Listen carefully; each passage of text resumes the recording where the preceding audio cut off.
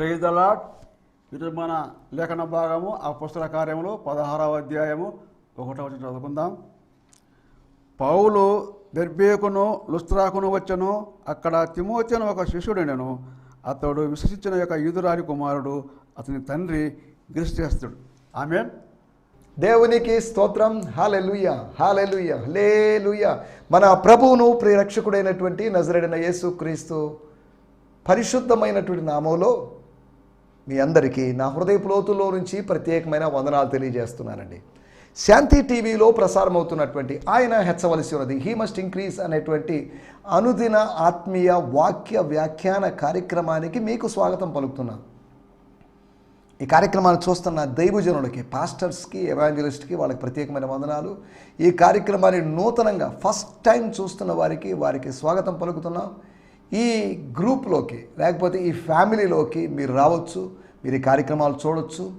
ఈ ఫ్యామిలీలోకి రావడం అంటే మీరు ఏదో వెల చెల్లించాలని కాదు, కానీ వెల చెల్లించాలి అనగా మీ సమయాన్ని మీరు కేటాయించాలి కనుక దాన్ని వెల చెల్లించడంగా భావించండి. కనుక మంచి సమయానికి వచ్చాం, దేవుని మాటలు వినబోతున్నాం. నేను దేవుని సేవకునిగా 29 సంవత్సరాలుగా ప్రభు పొలంలో, ప్రభు తోటలో, ప్రభు ద్రాక్ష తోటలో పనిచేస్తున్నటువంటి పనివాడినైనా నా పేరు సంతోష్. నేను నెల్లూరులో పొదలకు రోడ్డు చివర డైకస్ రోడ్ సెంటర్లో ఉంటాను. అక్కడ ప్రభు నాకు అప్పగించినటువంటి చిన్న పరిచయం, చిన్న మందిరం చూసుకుంటూ వేరు బ్రాంచెస్ను చూసుకుంటూ ఉన్నాను. మీరు మీ పరిచయాలు, మీరెవరు ఏంటి అనే విషయాలు మీరు తెలియజేసినట్లయితే యూట్యూబ్ కామెంట్ సెక్షన్స్లో పెట్టినట్టయితే మీ పరిచయాలను బట్టి నేను ప్రభువును స్తుతించగలను.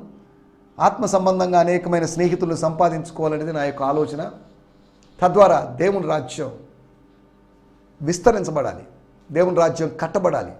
నెల్లూరు నగరంలో, అంతేకాకుండా ఆంధ్రప్రదేశ్ రాష్ట్రంలో, ఇండియాలో God's church or the body of Christ should be edified, God's kingdom should be extended.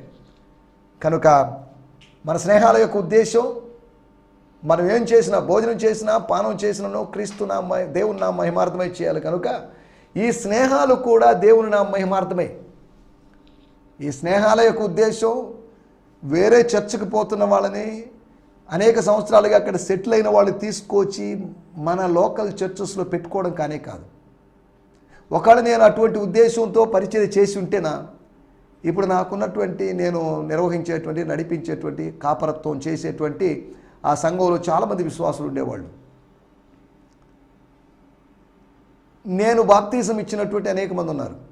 కానీ వాళ్ళందరినీ బేస్ చేసుకుని నేను ఇచ్చాను, నా దగ్గరికే రావాలని నేను ఒత్తిడి ఎప్పుడు, కండిషన్ ఎప్పుడూ లేదు. ఎవరికి తోచిన దగ్గరికి వాళ్ళు వెళ్తారు. ఒకవేళ ప్రభు నడిపిస్తే, ప్రభు పంపిస్తే వారు నా దగ్గరికి వస్తారు. అందరూ నా దగ్గరికి రావాలని రూల్ ఏం లేదు. సంఘాలకు వెళ్ళిపోతున్నారు. అదే సమయంలో తెలియకుండా కొంతమంది దుర్బోధల వైపు ఆకర్షితులు అవుతున్నారు. ఏది సద్బోధ, ఏది దుర్బోధ అనేటువంటి వివేచన లేని నినివే పట్టణస్థుల్లాగా, అనగా కుడి ఎడమ ఎరుగని ప్రజలు లాంటి వాళ్ళు బోల్డ్ మంది ఉన్నారు. నెల్లూరు నగరంలోనే కాదు, అన్ని చోట్ల ప్రజలకి వివేచన లేకుండా, వివేచన కోల్పోయి, discerning the people of the end times they lost their discernment, discerning in the spirit అనే దాన్ని వాళ్ళు మిస్ అయిపోయారు. జాన్ మెకార్థర్ గారు చెప్పినట్టు విషయం, ఈ రోజుల్లో అంత్య దినాల్లో సంఘానికి అత్యంత అవసరమైనటువంటి ప్రాముఖ్యమైన వరము ప్రవచన వరం కాదు అని ఆయన చెప్పిన మాట, వివేచన వరం కావాలి అని చెప్పాడు.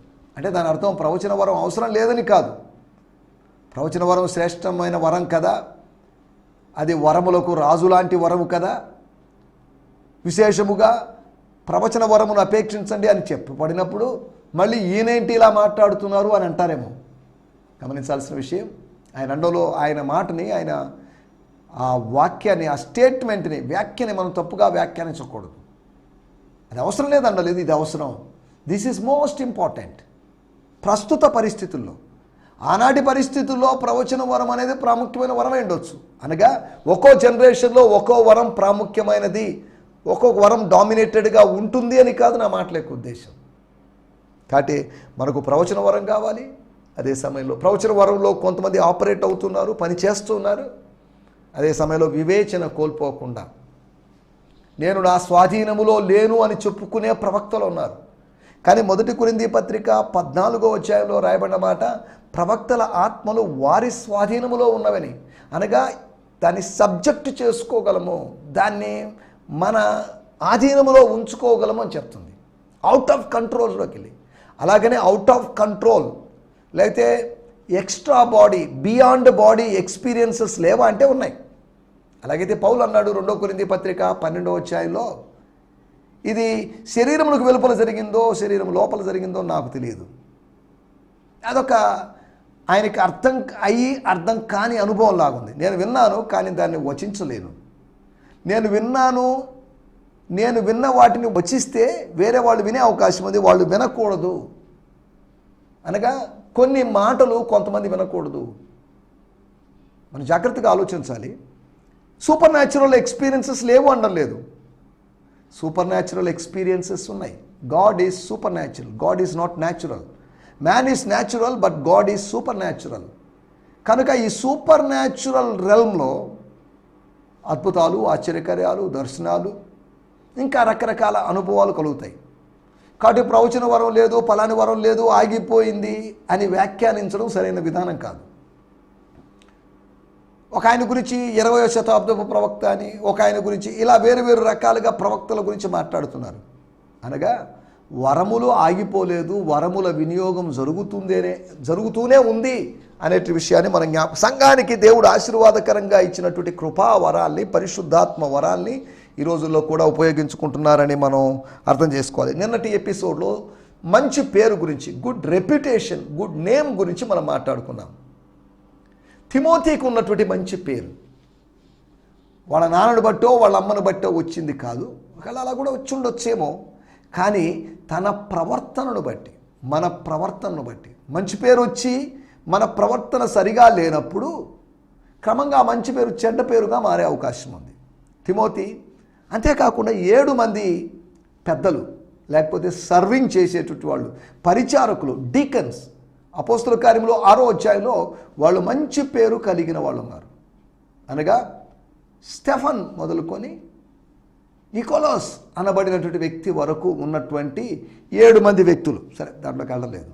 అంతేకాకుండా 3వదిగా మనం ఆలోచిస్తే కొర్నేలియస్, అనగా శతాధిపతి అయినటువంటి కొర్నేలి అనే వ్యక్తిని గురించి రాయబడిన మాట. ఆయన యూదులందరి చేత మంచి అని అనిపించుకుంటున్నాడు, యూదులందరి చేత లేకపోతే పొగడబడుతున్న వ్యక్తి అన్నట్టుగా చెప్పబడింది అతని గురించి. He got well name, good name, good testimony among the people.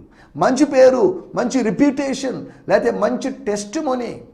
దాన్ని ఇంకా కొద్దిగా స్పిరిచువలైజ్ చేసి చెప్పినప్పుడు మంచి టెస్టిమనీ, మంచి సాక్ష్యం కలిగినోడండి, ఆయన సాక్ష్యం బాగుంటుందండి అని చెప్తుంటారు. దేవుని స్తోత్రం.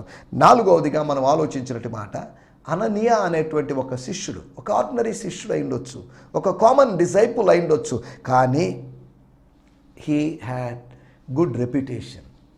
అనగా మంచి పేరు కలిగిన వాళ్ళనే పౌలు దగ్గరికి దేవుడు పంపించాడని కాదు, చెడ్డ పేరు కలిగిన వాళ్ళు కూడా, అనగా చెడు సాక్ష్యం కలిగిన వాళ్ళు కూడా దేవుని సేవకుల దగ్గరికి వచ్చే అవకాశం ఉంది. మన సాక్ష్యాన్ని మార్చి, మన జీవితాన్ని మార్చి, మనల్ని రూపాంతరపరిచి ఆయన మనం ఒక చోట ఉన్నప్పుడు మన దగ్గరికి వేరు వేరు రకాల వ్యక్తుల్ని ఆయన తీసుకొస్తాడు. వాళ్ళు మంచివాళ్ళు ఉండొచ్చు, చెడ్డవాళ్ళు ఉండొచ్చు. లోకంలో మంచివాళ్ళు ఎవరు లేరు. ప్రభు యొక్క మంచితనాన్ని బట్టి మనం మంచి వాళ్ళంగా మారిన వాళ్ళమే. సరే, దేవుని స్తోత్రం, హల్లెలూయా.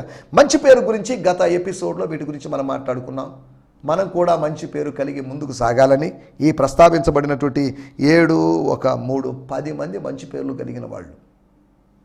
తిమోతి అనే పేరు, కొర్నేలి అనే పేరు, లేకపోతే అననీయ అనేటువంటి పేర్లు మంచి పేర్లే. లిటరల్గా, గ్రామటికల్గా, లేకపోతే లాంగ్వేజ్ పరంగా అవి మంచి పేర్లు అనే ఉద్దేశంతో నేను మాట్లాడటం లేదు. వాళ్ళ యొక్క జీవన విధానాలు, లైఫ్ స్టైల్స్ బాగున్నాయి కనుక వాళ్ళ గురించి చెప్పుకున్నారు, వాళ్ళ గురించిన ప్రస్తావన మనకు వచ్చింది. సమయంలో దయచేసి తలలోంచండి, కళ్ళు మూసుకోండి, చిన్న ప్రార్థన చేసుకుందాం, ప్రార్థనలో ఏకీభవిద్దాం. దయచేసి ప్రార్థనలో ఏకీభవించండి, ప్రార్థన నిర్లక్ష్యం చేయొద్దు, ప్రార్థనలో ఏకీభవిద్దాం. మనం ఎందుకు ప్రార్థన చేయబోతున్నామంటే ముందున్నటువంటి సమయంలో, మన ముందున్నటువంటి ఇంకొక 17 నిమిషాల సమయంలో మనం దేవుని మాటలు వినబోతున్నాం. దాని కొరకు దేవుని సహాయం కావాలి. We need God's guidance and help.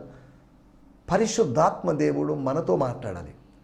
ఏదో ఈ కార్యక్రమం చూసి ఏం లేదండి ఊరినే వచ్చాము, టైం వేస్ట్ అయిపోయింది అనేటువంటి ఫీలింగ్ లేకుండా you should feel the sense, the speaking sense of God. Holy spirit యొక్క అనుభవాన్ని మీరు సెన్స్ చేయాలి ఆత్మలో. ఒకళ్ళు సెన్సింగ్ కాకపోతే, సెన్సింగ్ ఎక్స్పీరియన్స్ ఉంటేనే దేవుడు మాట్లాడాడని కాదు దాని అర్థం. సరే, మనం ఒక చిన్న మాట ప్రార్థన చేసుకుందాం. పరిశుద్ధుడమైన మా దేవ, కృపామయుడమైన మా తండ్రి, మీకు వందనాలు చెల్లిస్తున్నాం. ఈ సమయంలో మీ సన్నిధానానికి వస్తున్నాం. అనారోగ్యంగా ఉన్న వారిని మీ సన్నిధానానికి తెస్తున్నాం.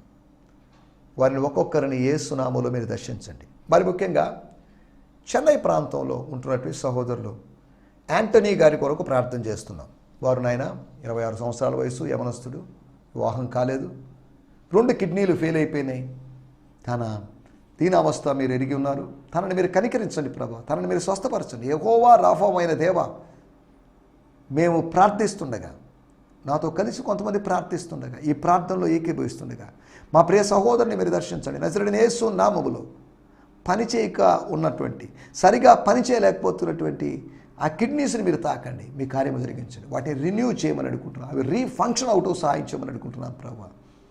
తను యవనస్తుడు నాయన, అలా ఆయన మధ్యలోనే తన జీవితాన్ని ముగించడానికి వీలేదు. తన కొరకు మేము ప్రత్యేకంగా ప్రార్థన చేస్తున్నాం. యేసు నామములో ఆ బిడ్డను మీరు దర్శించమని అడుగుతున్నాం. అలాగే ఈ సమయంలో నాయన మా స్థానిక సంఘం యొక్క గిడియోన్ మిషన్ చర్చ్ యొక్క సంఘ పెద్దగారైనటువంటి పాల్సార్ గారి యొక్క మామగారిని, అబ్రహాం అంకుల్ గారిని మీరు గత దినాల్లో మీ సన్నిధికి పిలుచుకున్నారు. మీ దాసురాలు శారమ్మ గారి కొరకు ప్రార్థన చేస్తున్నాం. బీపీ కంట్రోల్ కావడం లేదు, మోషన్స్తో బాధపడుతున్నారని తెలియజేశారు సహోదరి పద్మాపాల్ గారు. వారి కుమార్తె తెలియజేశారు. కనుక ఈ సమయంలో మీ దాసురాలి కొరకు ప్రత్యేకంగా ప్రార్థన చేస్తున్నాం. యేసు నామములో మీరు స్వస్థపరచండి ప్రభువా. మాకు మీ సన్నిధికి వచ్చినప్పుడల్లా కలిగేటువంటి ధైర్యం, లేకపోతే పొంగుకొచ్చేటువంటి ధైర్యం అదేంటి అంటే, నీ నామములో నీ చిత్త ప్రకారం ఏది అడిగినా మేము పొందుకుంటామనేది ఒక ధైర్యం ఉంది. నీ నామ ఘనత కొరకట్టి కార్యాలు చేస్తామని నమ్మకం ఉంది. కనుక ఈ సమయంలో ప్రభువా, మీ దాసురాలు శారమాంటి గారిని శ్రీకాకుళం ప్రాంతంలో ఉండటంగా మీ దాసురాన్ని మీరు దర్శించి మీరు మేలు చేయమని, మంచి సాక్ష్యమును మేము వినగలటూ సాయం చేయమని అడుగుకుంటూ, అద్భుత కార్యము జరిగించమని వేడుకుంటూ, ఇంకా మాలో ఎవరైనా రోగులుగా ఉన్నట్లయితే వారందరినీ మీ చేతిలో సమర్పిస్తున్నాం. ఏ సునామోలో వారికి సంపూర్ణమైన స్వస్థను కలుగు చేసి మేలు చేయమని ఏ సునామోలోనే ప్రార్థించగలుగుతున్నాం తండ్రి. ఆమేన్, ఆమేన్, ఆమేన్. దేవుని స్తోత్రం, హల్లెలూయా, స్తోత్రం. మీ అందరికీ వందనాలండి. నేను ప్రార్థనను విశ్వసిస్తున్నాను. I believe in prayer. I not only that, I believe in healing. స్వస్థత అనే దాన్ని నేను నమ్ముతున్నాను. ఎందుకంటే నమ్మాలి, దేవుడు స్వస్థపరిచేవాడు కనుక, యెహోవా రాఫా కనుక. నేను ఒక 1 year వరకే, ఫస్ట్ సెంచురీ వరకే యెహోవా రాఫా అని, తర్వాత నేను స్వస్థపరచలేను అని దేవుడు చెప్పలేడు. దేవుని యొక్క నిత్య శక్తి అని రోమాపత్రిక 1వ అధ్యాయంలో రాయబడింది. గాడ్స్ ఎటర్నల్ పవర్, స్వస్థపరిచేటువంటి నిత్య శక్తి, దెయ్యాలను వెళ్ళగొట్టేటువంటి నిత్య శక్తి. కాబట్టి గాడ్ హ్యాస్ ఎటర్నల్ పవర్. మనకు ఎటర్నల్ పవర్ ఉండదు. మనకు ఆయా సమయాల్లో టెంపరరీ పవర్ ఉంటుంది, నాన్ ఎటర్నల్ పవర్ మనకు ఉంటుంది. కానీ దేవుడు అలాంటి వాడు కాదు. దేవుడు స్వస్థపరుస్తాడు. కనుక మీ ప్రేయర్ రిక్వెస్ట్లు కూడా దయచేసి పంపించండి. నా 2 వాట్సాప్ నంబర్లు ఉన్నాయి. కనుక మీకోసం ప్రార్థన చేస్తాం. మా స్థానిక సంఘంలో ఉపవాస కూడికలు జరుగుతున్నాయి. కనుక మీ ప్రేయర్ రిక్వెస్ట్లు పంపించండి, వాట్సాప్లో పంపించండి, SMS రూపంలో పంపించండి, లేదా వాయిస్ మెసేజ్ రూపంలో పంపించండి. ఫేస్బుక్లోంచి మీరు పంపించవచ్చు. హీ మస్ట్ ఇంక్రీజ్ అనేటువంటి ఐడికి మీరు అక్కడ ఆ వాల్లో, ఆ పేజ్ వాల్లో మీరు మీ ప్రేయర్ రిక్వెస్ట్లు పోస్ట్ చేసినట్లయితే అవి నాకు ఫార్వర్డ్ చేయబడతాయి, నేను చూసుకుంటాను. కనుక మీకు ప్రార్థనా సహాయం అందించడానికి వీలవుతుందనే సంగతిని గుర్తు చేస్తున్నాను. దేవుని స్తోత్రం, హల్లెలూయా. ఈ సమయంలోనండి మనం దేవుని వాక్యాన్ని ధ్యానించుకుందాం. అపోస్తుల కార్యములు 16వ అధ్యాయాన్ని ధ్యానిస్తున్నాం. ఇప్పటివరకు అపోస్తుల కార్యములు 15 అధ్యాయాలు ధ్యానించడానికి, దాంట్లో వచ్చి కొన్ని విషయాలు తెలుసుకోవడానికి ప్రభువు సాయం చేశాడు. ప్రభు ఇంకను మనం తవ్వే కొలది విషయాలు బయటకు వస్తున్నాయి, తవ్వే కొలది సత్యాలు బయటకు వస్తున్నాయి. పరిశుద్ధాత్మ సహాయంతో మనము డిగ్గింగ్ చేస్తున్న కొలది డీపర్ ట్రూత్స్ మనం అండర్స్టాండ్ చేసుకుంటున్నాం. దేవుని వాక్యంలో ఇంత లోతుందా అనేది మనం అర్థం చేసుకుంటున్నాం. అపోస్తుల కార్యమును కూడా దేవుని వాక్యంగా భావించాలా? ఎస్, ఖచ్చితంగా భావించాలి. ఎందుకంటే అది ఆత్మచేత రాయబడినటువంటి చరిత్ర, సంఘ చరిత్ర. కాబట్టి స్వీకరించాల్సిన అవసరం లేదనుకుంటారు. ఆ సంఘ ఆది కాలంలో లేదా ఆ సమకాలీనటువంటి భక్తులు తమ గురించి చెడుగా రాకుండా మంచి విషయాలు రాసుకున్నారని మాత్రం తప్పు పట్టడానికి అవకాశం లేదు. దీంట్లో అక్కడక్కడ కొన్ని లోటుపాట్లు ఉన్నాయి, అవి కూడా ప్రస్తావించబడ్డాయి. దావీదు యొక్క జీవితం గురించి చక్కగా చెప్పబడింది. అదే సమయంలో దావీదు యొక్క పాప ప్రస్తావన కూడా బైబిల్లో ఉంది. It is the honesty of the Bible. పరిశుద్ధ గ్రంథం యొక్క నిజాయితీ ఏంటంటే ఒకళ్ళు చేసిన మంచి పనులు మాత్రమే కాదు, చెడు పనులు కూడా ప్రస్తావించబడ్డాయి. తద్వారా మనిషి ఎంత బలహీనుడో, మానవుడు ఎంత బలహీనుడో అనేది పరిశుద్ధ గ్రంథం మనకు చూపుతుంది అనే సంగతిని మీకు గుర్తు చేస్తూ ఈ సమయంలో మన ధ్యానం నిమిత్తమై అపోస్తుల కార్యములు 16వ అధ్యాయము 1వ వచనం. Book of acts 16th chapter verse 1. పౌలు దెర్బేకును వచ్చెను. అక్కడ తిమోతి అను ఒక శిష్యుడుండెను. అతడు విశ్వసించిన యూదురాలి కుమారుడు, అతని తండ్రి లిస్ట్రాస్తుడు. Then he came to Derbe and Lystra, and look, a certain disciple was there named Timothy, who was the son of a Jewess who believed, but his father was a Greek. దేవుని స్తోత్రం, హల్లెలూయా, స్తోత్రం. ఆ తల్లి శిష్యురాలు Younis లేతే యూనికే అని చెప్పబడిన తల్లి శిష్యురాలుగా మారలేదు, తండ్రి శిష్యుడిగా మారలేదు, కానీ కుమారుడు శిష్యుడయ్యాడు. Paul and Silas came to the city of Derbe and then went on to Lystra. లిస్త్రాని క్లిస్ట్రా అని పేరుతో ప్రస్తుతం పిలుస్తారని చెప్పుకున్నాం. The hometown of a believer named Timothy. His mother was a Jewish follower of Jesus, but his father was not a Jew. అనగా ఆయనేమో హెల్లేనీయుడు, అనగా Greece దేశస్థుడు, ఈమెమో యూదురాలు. She was a messianic Christian అనొచ్చు ఆమె గురించి. అనగా యూదా మతంలో పుట్టింది, కానీ పెరిగింది కూడా కావచ్చు. కానీ మధ్య వయసులో వచ్చేసరికి ఆమె ఎప్పుడు ప్రభువుని తెలుసుకుందో మనకు తెలియదు, కానీ షీ బిగాన్ టు ఫాలో. వెంబడించడంతో ఆత్మీయ జీవితం ఆరంభమవుతుంది. ఆత్మీయ జీవితం యొక్క బిగినింగ్ ఎలా ఉంటుందంటే our spiritual life begins with following. If there is no following, there is no spiritual life. కాబట్టి వెంబడించడము అనేది విశ్వసించిన దాని ఫలితంగా మనం వెంబడిస్తున్నాం. మన టైటిల్ రూపాంతరం, అనగా ట్రాన్స్ఫిగరేషన్. రూపాంతరం అనగానే మనకు వెంటనే స్ట్రైక్ అయ్యే విషయం మత్తయి సువార్త 17వ అధ్యాయంలో, లూకా సువార్తలో కూడా 9వ అధ్యాయంలో అనుకుంటాను, తర్వాత ఇలా 3 సువార్తల్లో యేసు ప్రభు యొక్క ట్రాన్స్ఫిగరేషన్ గురించి రాయబడింది. యేసు ప్రభు యొక్క ట్రాన్స్ఫిగరేషన్ గురించి మనం మాట్లాడడం లేదు. మరి ఎవరి ట్రాన్స్ఫిగరేషన్? 16వ అధ్యాయములో మనము పౌలును చూస్తున్నాం. ఒకవేళ పౌలు యొక్క ట్రాన్స్ఫిగరేషనా? కాదు. మరి ఎవరు? తిమోతి యొక్క తల్లి గారి ట్రాన్స్ఫిగరేషనా? కాదు. తిమోతి యొక్క తండ్రి యొక్క ట్రాన్స్ఫిగరేషనా? కాదు. అనగా అక్కడ 4 వ్యక్తులు కనిపిస్తున్నారు. ఒకే కుటుంబానికి సంబంధించిన 3 వ్యక్తులు ప్లస్ పాల్, 4 వ్యక్తులు కనిపిస్తున్నారు ఒక్క వచనంలోనే. ఈ 4 వ్యక్తుల్లో ఎవరి రూపాంతరం గురించి మనం మాట్లాడుకుంటున్నాం? ఈ 4 వ్యక్తులే కాకుండా 5వ వాడిగా ప్రభు అక్కడ ఉన్నాడు. అదేంటండి, ఎలా ఉన్నాడండి ప్రభు గురించి? వచ్చాను, అతడు పౌలు వచ్చాడంటే పౌలుని దేవుడు నడిపించాడు. He was led by the holy spirit or he was led by the spirit of Jesus. అనగా యేసు యొక్క అదృశ్యమైన పాత్ర మనకు అక్కడ కనిపిస్తుంది. విశ్వసించడానికి కారణం, ఆమె విశ్వసించడానికి కారణం దేవుని ఆత్మ చేత ఒప్పించబడింది కనుక. అనగా అక్కడ కూడా స్పిరిట్ ఆఫ్ జీసస్. అనగా అక్కడ 4 వ్యక్తులు ఉన్నప్పటికీ 5వ వ్యక్తిగా కూడా అదృశ్యంగా ప్రభువు ఉన్నాడు. ప్రతి వాక్యంలో ఆయన అదృశ్యంగా ఉంటాడు. కొన్నిసార్లు ప్రస్తావించబడి ఉంటాడు, కొన్నిసార్లు ప్రస్తావించబడకుండా ఉంటాడు. కానీ వాక్యం అయింది కనుక మొత్తం ఇట్స్ అబౌట్ హిమ్. చరిత్ర గురించి చెప్పాలంటే ఇట్స్ హిస్ స్టోరీ అన్నారే. The word of God is his word, not my word, not preacher's word, not Luke's word, not Matthew or Mark or John's word. It is God's word. సరే, దేవుని స్తోత్రం, హల్లెలూయా. రూపాంతరం, ఈ మనిషి ఎలా మారాడు, అతని మార్పుల్లో స్థాయిలు, స్టెప్ బై స్టెప్ ఎలా మారాడు, ఎలాంటి వాడు ఎలా అయ్యాడు అనే దాని గురించి మనం జ్ఞాపకం చేసుకోవాలి. అతడు శిష్యుడై ఉండెను అంటే అంతకుముందు శిష్యుడు కాదు, శిష్యుడు అయ్యాడు.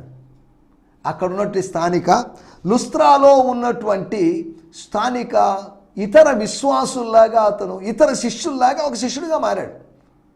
ఒకప్పుడు అతని యూదా ఇన్ఫ్లుయెన్స్ ఆయన మీద ఉంది, జూయిష్ ఇన్ఫ్లుయెన్స్ ఆయన మీద ఉంది, గ్రీక్ ఇన్ఫ్లుయెన్స్ ఆయన మీద ఉంది. ఈ రెండు కల్చర్స్ యొక్క ప్రభావాన్ని బట్టి మూడవ కల్చర్, మూడవ విధానమైనటువంటి యేసుక్రీస్తు విధానంలోకి వచ్చే అవకాశం తక్కువ ఉంటుందేమో. కాబట్టి ఈ రెండు కల్చర్స్ అతనికి కంఫర్ట్ ఇవ్వలేదు. ఒక న్యూ కల్చర్ అనగా క్రైస్ట్ కల్చర్. గుర్తుపెట్టుకోండి, Christian presence, Christ presence, Christ culture మాత్రమే మనకు రియల్ అయినటువంటి కంఫర్ట్ ఇస్తుంది. కాబట్టి నా మాటల యొక్క ఉద్దేశం ఈ కుటుంబంలో ఏం జరిగిందో ఏంటో అని కాదు, కానీ తిమోతి ఒకప్పుడు ఒక సామాన్యమైనటువంటి విశ్వాసిగా ఉన్నవాడు. అపోస్తల కార్యములు 14వ అధ్యాయం 7 నుంచి 10 వరకు జరిగినట్టు ఒక సంఘటన. ఒక కుంటివాడు, పుట్టినది మొదలుకొని కుంటివాడైనటువంటి ఒక వ్యక్తి నడవడం, సూచక్రియ జరగడం వల్ల పౌలు యొక్క మినిస్ట్రీలో బహుశా అతను చూస్తున్న మొట్టమొదటి సూచక్రియ అయిండొచ్చేమో.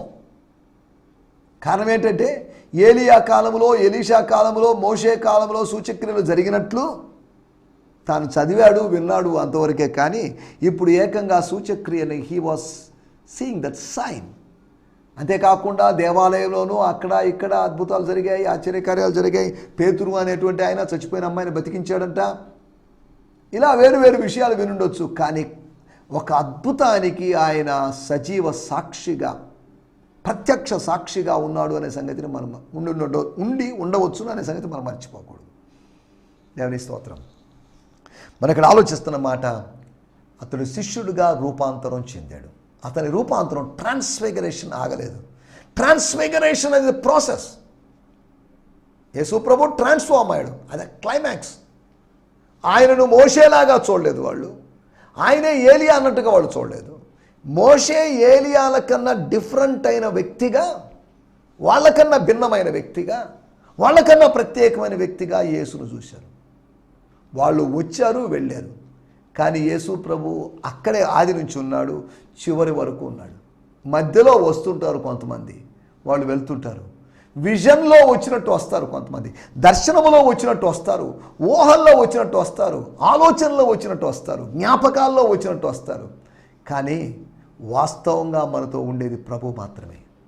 ఆ 3 శిష్యులతో, లేదా 9 మందితో, లేదా 12 మందితో, లేదా 11 మందితో ప్రభు ఉన్నాడు.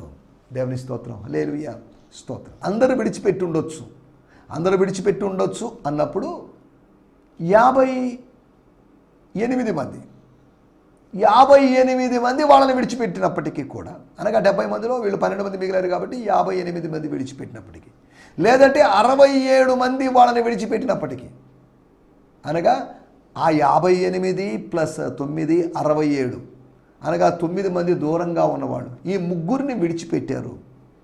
మనుషుల్ని మన సర్కిల్లో ఉండేవాళ్ళు, మన కాలేజ్లో ఉండేవాళ్ళు, మన ఆఫీస్లో ఉండేవాళ్ళు, మన కంపెనీలో వర్క్ చేసేవాళ్ళు మనల్ని విడిచిపెట్టవచ్చు. కానీ మనతో చివరి వరకు ఉండేది, మనం యేసుతో చివరి వరకు ఉండలేకపోవచ్చు, కానీ ఆయన మనతో చివరి వరకు ఉంటానని వాగ్దానం చేశాడు. యుగ సమాప్తి పర్యంతము సదాకాలము నేను మీతో కూడా ఉంటానని. ఆ రూపాంతరములోని ట్రాన్స్ఫిగరేషన్లోని first step, he become a disciple. రెండో విషయాన్ని నేను మీకు జ్ఞాపకం చేస్తాను. అపోస్తల కార్యములు 16వ అధ్యాయము 3వ వచనం.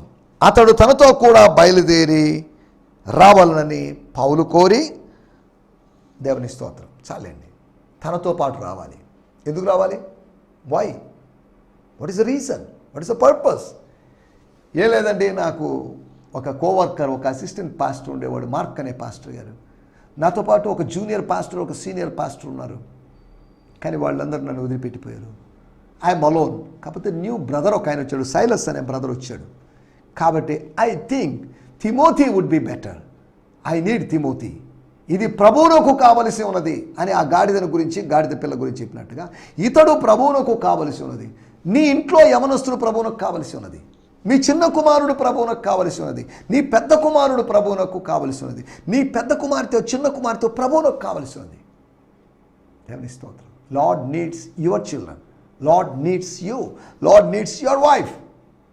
Lord needs your family members అనే సంగతిని మీకు గుర్తు చేస్తున్నాను. రెండో విషయము, అతడు సువార్థికుడయ్యాడు. వాళ్ళతో పాటు తిరుగుతున్నాడంటే వాళ్ళతో పాటు పరిచర్య చేయడానికి, పరిచర్యలో సహకారిగా మారడానికి, ప్రత్యక్షంగానో పరోక్షంగానో సువార్తను ప్రకటించడానికి. లిప్స్ ద్వారా ప్రకటించడానికో, లైఫ్ ద్వారా ప్రకటించడానికో, పెదవుల ద్వారా ప్రకటించడానికో, లేదా ప్రత్యక్ష ప్రకటన చేస్తూ ఉండడానికో ఆయన పిలువబడ్డాడు, ఆయనతో కలుసుకున్నాడు. మూడో విషయాన్ని నేను మీకు జ్ఞాపకం చేస్తాను. అపోస్తుల కార్యములు 17వ అధ్యాయము 14వ వచనంలో మనం గమనించినట్లయితే అక్కడ రాయబడిన ఒక మాట చదువుతున్న వెంటనే సహోదరులు పౌలును సముద్రం వరకు వెళ్ళమని పంపిరి. అయితే సైలస్ అండ్ తిమోతి అక్కడనే నిలిచిపోయిరి. ముగ్గురులో సీనియర్ పాస్టర్లు, అయితే పెద్ద ఆయన డైరెక్టర్ గారు వెళ్ళిపోయారు. మిగతా వాళ్ళు కొత్త పాస్టర్, జూనియర్ పాస్టర్ అక్కడ ఆగిపోయారు. తిమోతి అక్కడ ఆగిపోయాడు. ఎక్కడ ఆగిపోయాడు అని మనం ఆలోచిస్తే మొదటి తిమోతి పత్రిక 1వ అధ్యాయము 3-4 వచనాల్లో నేను మాసిడోనియాకి వెళ్తున్నప్పుడు నేను నిన్ను ఎఫెసీలో నిలిచి ఉండమని నేను ఆజ్ఞాపించాను అని పౌలు చెప్పిన మాటలు మనం ఈ సందర్భానికి కనెక్టివ్గా ఆలోచించాలి. అనగా అతను మాసిడోనియాకి వెళ్తున్నప్పుడు మీరు కూడా రండి అని కాదు. ఎందుకో మరి నాకు కలిగిన దర్శనాన్ని బట్టి it's my personal vision, that's why it's my personal ministry, let me go there, తర్వాత మనం కలుసుకుందాం, మనం వెళ్దాం అన్నట్టుగా. అతడు అక్కడ సంఘ కాపరిగా చేశాడని చరిత్ర చెప్తుంది. ఎఫెసీ సంఘపు యొక్క చర్చ్ లీడర్గా, సంఘ పెద్దగా, లేదా సంఘ కాపరిగా చేశాడని మనం దీన్ని బట్టి అర్థం చేసుకోవచ్చు. అతడు శిష్యుడిగా రూపాంతరం చెందాడు. సామాన్యమైన విశ్వాసి శిష్యుడిగా రూపాంతరం చెందాడు, సువార్థికుడిగా రూపాంతరం చెందాడు, సంఘ కాపరిగా రూపాంతరం చెందాడు. 4వదిగా అపోస్తుల కార్యములు 19వ అధ్యాయము 22వ వచనంలో మనం గమనించినట్లయితే స్తోత్రం, అక్కడ రాయబడిన మాటలు నేను చదువుతున్నాను. స్తోత్రం. అప్పుడు తనకు పరిచర్య చేయువారిలో తిమోతి, ఎరస్తు అను వారినిద్దరిని మాసిదోనియాకు పంపి తాను ఆసియాలో కొంతకాలము నిలిచి ఉండెను. తిమోతి యొక్క ప్రస్తావన మనం చూస్తున్నాం. దేవుని స్తోత్రం, హల్లెలూయా. అనగా అక్కడ పరిచర్య చేసేవాడుగా, సర్వీస్ చేసేవాడిగా, ఏలియా దగ్గర ఎలీషా సర్వీస్ చేసినట్టు, మోసెస్ దగ్గర జాషువా సర్వీస్ చేసినట్లు, కాబట్టి అక్కడ ఒక సేవకుడుగా తాను ఉండిపోయాడు.